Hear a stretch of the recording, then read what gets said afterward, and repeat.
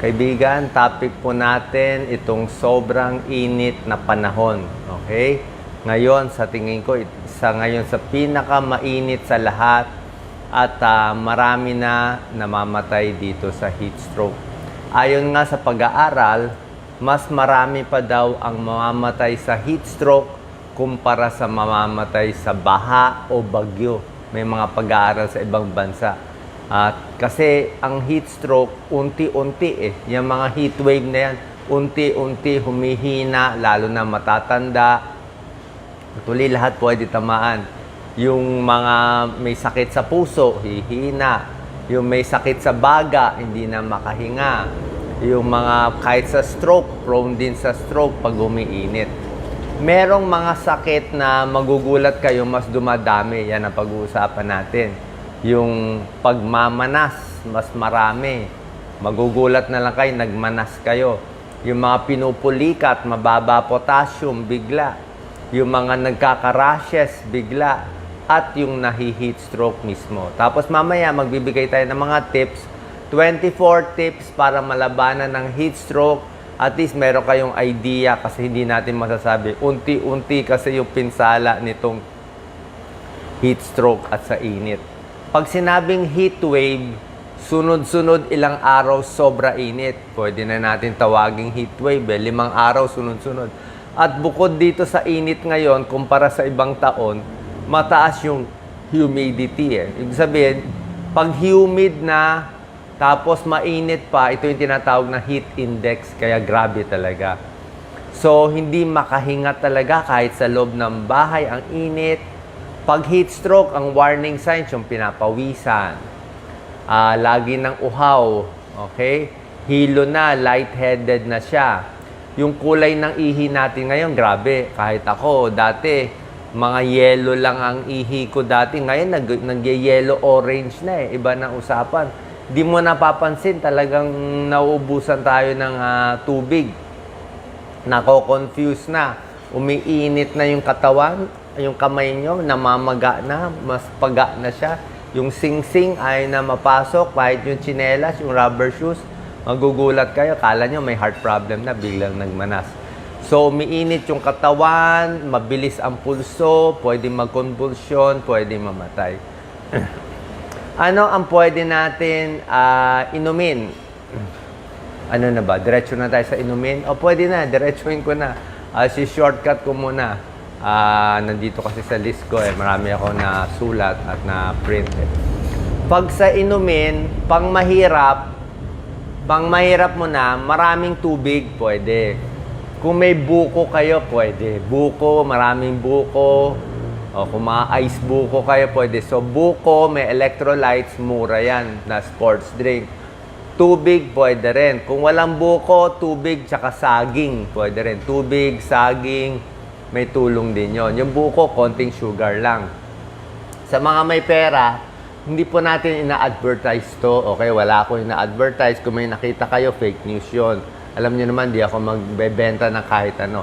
Pero ito, turo ng mga nephrologists Turo ng nephrologist ko, yung mga kaibigan ko, yung mga ginagest ko, si Dr. Elizabeth Montemayor, napakagaling na nephrologist yan. Ang payo niya, mas gusto niya yung mga Pocari. Alam ko, mahal ang Pocari Ngayon ko lang. Pero nakita ko, sa ibang bansa, uso pala to. Parang maganda siya. Hindi ko alam ba't gusto siya ng nephrologist. Basta, kompleto siya sa mga kung ano-ano. Diba? Pwede rin yung mga Gatorade. Diba? Kung talagang pawis na pawis ka, mamimigay ka ng tulong, okay din yung Gatorade. Kaya lang, at ano, iba pang sports drink, pwede rin. Kaya lang, kung wala naman pera, buko na lang. Pwede na tayo sa buko. Okay? Bukod sa, bigay ko muna yung foods. Bago ko bigay itong mga sakit, kasi kailangan nyo na ng, damihan nyo yung pakwan. Magpakwan muna tayo ngayon, kahit mataas siya sugar, okay na muna. Magpakwan kayo. Pampabuhay, pakwan, melon, yan, yung mga matutubig na prutas. Yung mga orange, citrus, pwede na rin yan. So, pakwan, melon, maganda yan. Pampalamig natin. Ang iwas sa mga, syempre, alak, hindi pwede.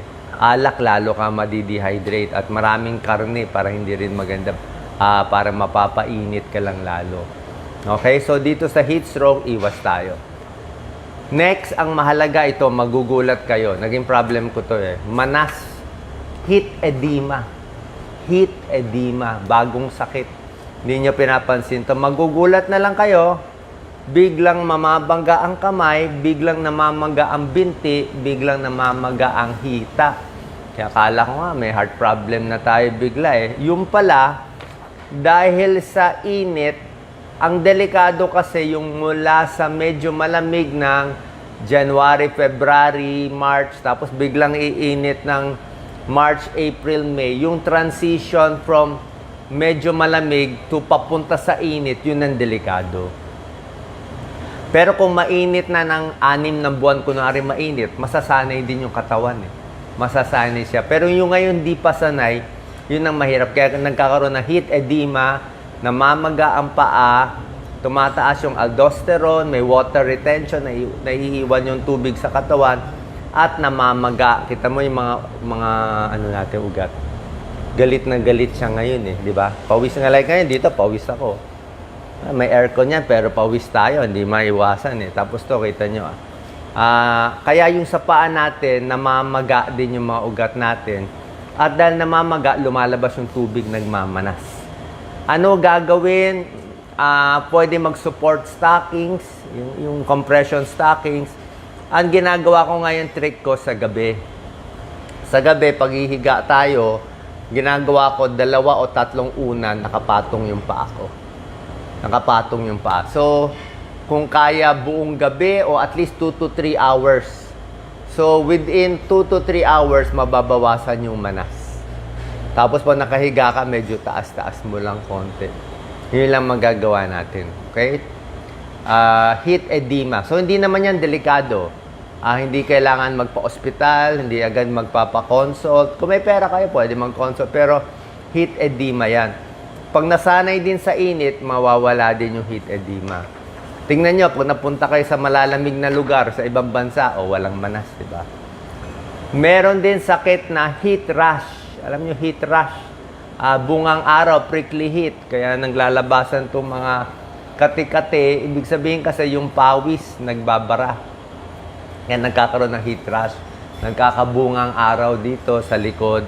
Kailangan maligo lang, magpapalamig lang. Wala naman talagang gamutan. Wag lang masikip yung baro, lagi lang maluwag.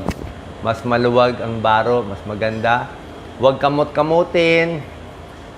May treatment tayo sa... May nagtanong sa akin anong treatment sa pigsa? Uso ang pigsa ngayon Sa pigsa, kailangan ba mag-antibiotic o hindi? Actually sa akin, ang pinakamagandang gamot sa pigsa, kung mainit, maraming pigsa, povidone iodine. May betadine, may ibang brand, may generic povidone iodine, yung parang toyo. Kung nandito yung pigsa mo, kuha ka ng bulak, lagay mo dito yung bulak, turo to ni Dr. Ramon Estrada, surgeon. Lagay mo yung bulak, nandito yung pigsa, isawsaw mo yung povidone iodine. Sawsaw talaga. So, pinupuno ko ng povidone iodine, iniiwan ko yung bulak. Nakaiwan siya siguro ng mga 30 minutes. Kung kaya ko 30 minutes, di ko nga ginagalaw kamay ko, ganyan lang. Hanggang yung povidone iodine, papasok siya sa mata ng pigsa, papasok siya sa ilalim, hanggang yung balat mo magkulay toyo. Yung manuot siya. Pag nanuot yung povidone iodine sa ilalim ng pigsa, patay yung pigsa. Kahit ano, may ingrown kayo, ingrown sa paa, ingrown toenail, povidone iodine. Ako dito, yung paronychia, yung minsan yung may hangnail, pag tinanggal mo, tapos mamamaga dito, dun din, ilalagyan ko ng bulak dito. 30 minutes dapat ang mga babad ng povidone iodine. Hindi pwede yung pahid-pahid lang, yung pahid, not effective. Tableta, antibiotic, pwede rin, pero parang pwede rin kung malaking-malaki, pero mahirap naman turuan yung amoxicillin pumunta sa kamay, di ba? Parang yung amoxicillin pumunta siya sa buong katawan mo. Mahirap na maswak pa dito. Kung talagang malaking pigsa, pwede mo antibiotic. Pero yung povidone iodine, diretso siya dito. Yan ang ginagamit ng mga doktor para sa heat rash. Okay? Yung mga kati-kati dito, yung maraming kati... Hindi rin tayo nag-advertise. Pero ang isang malakas sa kati-kati ay safeguard. Okay, hindi ko kilala safeguard kung sino man sila. Ang safeguard kasi meron siyang antibiotic. May kasama siyang antibiotic, i-check nyo. I think check nyo. Baka magkamali. I think triclosan eh. So may kasama siyang antibiotic. Nung time na nagkaroon ako ng mga pula-pula, yung talagang pula-pula dito sa hita ko, tawag doon folliculitis eh. Yung sa hair follicle, nagliliit na pigsa, puro safeguard lang ako. Safeguard. Siguro in a month or two, matatanggal siya. Kasi meron na siyang parang antibiotic yung safeguard. Pero, ang safeguard, hindi siya pwede pang matagalan, hindi siya pwede pang muka. 'Di ba? Kasi nakaka-dry, matapang siya. Hindi siya nakaka-dry siya pag sa mukha, baka hindi babagay, baka pumangit lang yung balat. So pwede siya pang patay talaga ng bacteria, antibacterial. Balik kayo sa mga mild soap. Ako dito mga Ivory o Dove ako eh. Dove kasi oily siya. Kasi pag tumatanda, wala na tayong oil, di ba? So nagda-dry tayo pag tumatanda, kaya kailangan yung mas oily. Wala pa tayo na-advertise. Yun lang ang nakikita natin kasi yun naman mga available. So, oily soap, pag may edad, tapos yung may antibacterial soap, kung ano man brand para sa kung maraming pigsa-pigsa. Another problem, heat cramps at low potassium. Yan ang delikado, deadly, nakakamatay ang heat cramps and low potassium. Low potassium, di ba? Pinapawisan, babagsak yung potassium, magloloko-tibok ng puso, mapaparalyze. Cramping din yan nagka-cramps din Ang gamutan dito, saging, di ba? Kain ka ng maraming saging. Di ba? Kain maraming saging para may potassium, inom ng maraming tubig, kung kaya nyo sports drinks, kung wala, buko na lang. Ngayon, magbibigay ako ng 24 tips para mabuhay tayo. Delikado po to. Kahit yung mga pets natin, ang daming pets na mamatay sa heat stroke. Hindi ko nga alam ba't ganito ka-init kung ano ba nangyayari sa atin Parang iba na yung mundo ngayon There's something happening Madaming away, madaming gera, mainit ang ulo, pinakamainit na panahon. Hindi natin alam kung parang merong pinapahiwatig sa itaas na magtino-tino tayo magbait-bait Kahit sa social media, painit na painit. Diba? Pagalit ng pagalit. Actually, tunay yun Pag mainit ang panahon, umiinit ulo ng tao. May pag-aaral. Pag mainit ang panahon, maraming violent crimes. Maraming krimen pag mainit ang panahon. Hindi lang sunog, na rin psychological stress na gwawala din yung mga kriminal pag mainit ang panahon. Kaya ingat tayo. Kahit yung mga aso din mas marami nakakagat Oo, meron din ganong pag-aaral Mas marami nagre-rabies din pag mainit ang panahon. 24 ways na para maiwasan, makasurvive sa init. Number 1, syempre iwas na tayo sa wala nang labasan sa araw. Diba? Kung pwede sa loob ng building, kung may office kayo, may aircon, may hangin, dun na lang muna. Iwas talaga sa araw. Number 2, kailangan yung baro, yung maluwag. Okay, very light colored, cotton lang. Kulay puti, mas maganda. Okay. Number 3, kung lalabas talaga, syempre pwede kayo magsombrero, maghanap ng puno, o may hat na malaki. Diba? Hindi yung hat ng pang baseball, kulang yun. Kailangan yung bilog sa ulo. Avoid direct sunlight. Number 4, very important, tubig talaga. Hindi na pwede yung 8 basong tubig ngayon. Palagi ko, 10 to 12 glasses. Pilit inom. Lalo na sa mga senior, kahit hindi kayo nauhaw, inom lang ng inom. Iwas muna sa alak, iwas din muna sa kape. Kape kasi nakaka-dehydrate alcohol nakaka-dehydrate. Tubig na lang. Gusto nyo maraming ice, okay lang yan. Ice chips, okay lang. Number 5, tulad na sinabi ko, watermelon, pakwan, melon, tsaka buko. Yan ang kailangan natin. Number 6, i-check ang weather. Sinabi magiging pinakamainit itong next few months. Grabe daw. Grabe daw yung init. Kaya pag sobra init, iwas na tayo. Number 7, ganito. Ito ang turo eh. Kasi yung mundo natin may init na eh. Number 7, pwede daw mag-acclimatize sa heat. Ibig sabihin, pwede daw sanayin yung katawan ng tao masanay sa init. Anong gagawin? Ito, hindi ko pinapagawa sa inyo ha. Sample lang. Kung bata ka pa siguro, malakas ka, pwede ka muna siguro, may trabaho ka, expose ka ng 30 minutes to 1 hour sa init. Tapos next day, 30 minutes to 1 hour. Unti-unti, sinasanay mo yung katawan mo. Parang yung mga taga-Africa, sanay sa init, di ba? Unti-unti, sinasanay mo hanggang masanay yung katawan mo sa init. Meron din ganun. Like yung konting init, magmamanas tayo. Pero pag nasanay ka na sa init, mawawala na yung manas. Paano nag-adjust na yung katawan? Pero, hindi to pang matanda. Hindi to pang may sakit. Kung may sakit ka na, heart problem, diabetes, senior na, parang mahirap na mag-acclimatize, delikado. Baka pag sinanay mo sa init, doon ka pa ma-heat stroke eh. O sa temperature ng aircon, gawin mo muna 24, sanayin mo na 25, tapos 26, sinasanay mo sarili mo sa init para mag-adjust yung katawan. Meron din ganon. Diba? So, depende yan kung sa lakas ng tao. Lakas ng katawan. Okay? Number 8, maghanap lagi ng puno. Diba? Yung mga garden, puno, yung malalaking puno ng mangga, mas mababa ang temperature doon ng 1 to 2 degrees. So, malaking tulong yung puno sa labas ng bahay. Number 9, pwede kayo mag-houseplants. Halaman sa loob ng bahay, nagbibigay ng oxygen. At yung halaman, nagbibigay ng saya. Masaya ka na, may oxygen ka pa. Number 10, out of 24, i-freeze mo yung tubig nyo. I-freezer mo. I-freezer mo, tapos inumin mo pa konti-konti. Oh, hindi na bawal ang malamig na tubig ngayon. Bawal malimig na tubig pag ordinary time, pero mahi-heat stroke ka na, okay na malamig. Pampalamig na. So, number 11, inom ng tubig, pa konti-konti buong araw.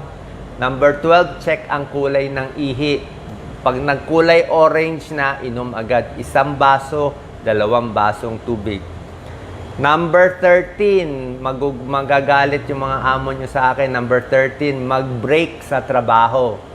Easy sa trabaho, magagalit yung mga employer nito. Kasi, kailangan may konting break eh. Kasi, kunyari, pag-isipan nyo kung yung trabaho nyo talaga sobrang init na lugar. Okay, makakatrabaho ka nga, may sweldo ka nga araw-araw, baka ma-heat stroke ka naman dun sa init na lugar. Kung ang trabaho mo sa ibabaw ng bubong, baka mas okay na sabi mo absent ka na lang ilang araw o half day ka na lang, kalahati lang sweldo mo, at least healthy ka naman. So, dapat tinitimbang natin eh. Tinitimbang mo, kailangan ko ba yung minimum wage salary ko? Kaya lang, baka ma-heat stroke ako sa edad ko na, kung may edad na kayo. So, tinitimbang natin yun. Okay? So, break lang sa work, pahinga, yun lang talaga. Tapos, inom ng malamig. Number 14, kumuha ng malamig. Malamig na tubig, yung water bottle, lagay nyo dito. Palamigin. Di ba? Pwede yan. Idikit mo. Lagay mo sa ref, lagay mo dito, palamigin. Sa leeg, sa noo, sa kilikili, lahat yan pwede. Take a break. Yan, apply cold water. Number 15, hanapin yung pinakamalamig na kwarto sa bahay. I'm sure may isang kwarto sa inyo. Pinakamalamig, hindi na pwede sa top floor eh. Actually, kung ang building, building 10 floors, ang malamig yung mga gitna eh. Yung mga gitnang floor, siguro 3rd, 4th, 5th, di ba? Kung masyado malapit sa tuktok, mainit din. Number 16, pag nasa bahay, magsando na lang, di ba? Magsando o mag-short na lang, di ba? Yung pinaka-manipis na lang. Number 17, pwede kayo gumawa ng spray bottle. Maganda yung spray bottle, pang spray ng halaman, pang spray sa boksingero. May tulong po yun, spray bottle. Okay? May cooling effect yun eh. Nasa shower. Pag nabasa yung mukha mo na hanginan, may wind chill, malamig. Number 18, syempre pumunta sa banyo, maghilamos lagi. Number 19, kumain ng ice chips, yung mga ice, di ba? Pampalamig. Number 20, pwede mag-sunglasses. Pag sunglasses, yung utak mo lalamig din eh. Think cool. Number 21 out of 24. Ito 21, mag-ingat. Huwag masyado mag-exercise. Okay? Pag mainit, hindi ito panahon ng exercise. Yung init na ang exercise natin, yung sauna. Yan na yung sauna natin eh. Pag nag-exercise ka pa, uminit ka pa, hindi maganda. Number 12, syempre, higa-higa lang. Rest, sleep more, para lang magpaypay na lang. Number 23, mag-ingat sa kotse. Marami na mamatay sa loob ng kotse. Sobra init. Puputok nga yung mga salamin ng kotse. Kaya pwede kayo mag-install ng dark tint. I-tint nyo na ng very dark. O bumili kayo ng sa mga car shops, yung may mga parang cardboard na tinatakip. O hanap na lang yung parking na talagang hindi mabibilad sa araw. And number 24, pwedeng magpapayat konti. Okay, huwag kakain ng marami. Tubig na lang, liquid diet. Kasi mas payat, mas may laban sa init. Mas payat, mas mahaba buhay. Eh kung mataba tayo, pinapawisan itong tiyan natin.